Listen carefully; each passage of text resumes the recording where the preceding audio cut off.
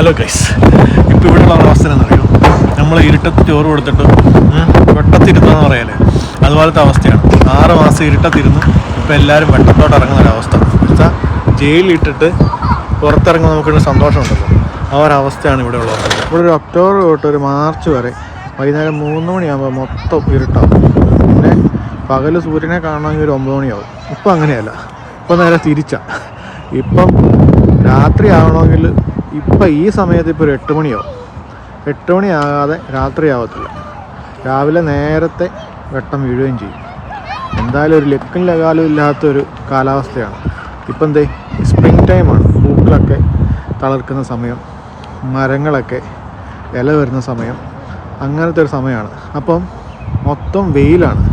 എല്ലാവരും വിറ്റാമിൻ കിട്ടാൻ വേണ്ടിയിട്ട് ചാടി പുറത്തിറങ്ങുന്ന സമയം. അതുകൊണ്ട് നമുക്ക് കുറച്ച് വിറ്റാമിൻ കിട്ടിക്കോട്ടെ. അതുകൊണ്ട് സൂര്യൻ്റെ ചോട്ടിൽ തന്നെ നിൽപ്പുണ്ട്.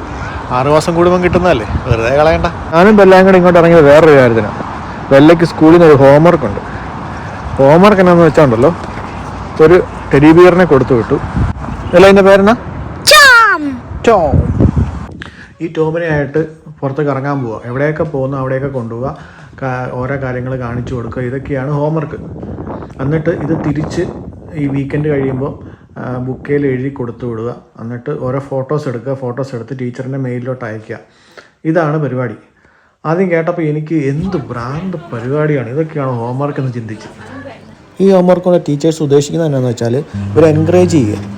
തന്നെ ഒരാൾ കൂടെ ഉണ്ടെങ്കിൽ എങ്ങനെ ടേക്ക് കെയർ ചെയ്യുക, എങ്ങനെ അവരെ സ്നേഹിക്കുക, എങ്ങനെ മാക്സിമം അവരെ സന്തോഷിപ്പിക്കുക, അവരെ സന്തോഷിപ്പിക്കാൻ വേണ്ടി നിങ്ങൾ എന്തൊക്കെ ചെയ്യും, അങ്ങനെയുള്ള കാര്യങ്ങൾ പിള്ളേരെ പഠിപ്പിക്കാൻ വേണ്ടിയിട്ടാണ് ഇങ്ങനെ ഒരു ഹോംവർക്ക് ചെയ്ത് ഇവർ കൊടുത്തു വിട്ടിരിക്കുന്നത്.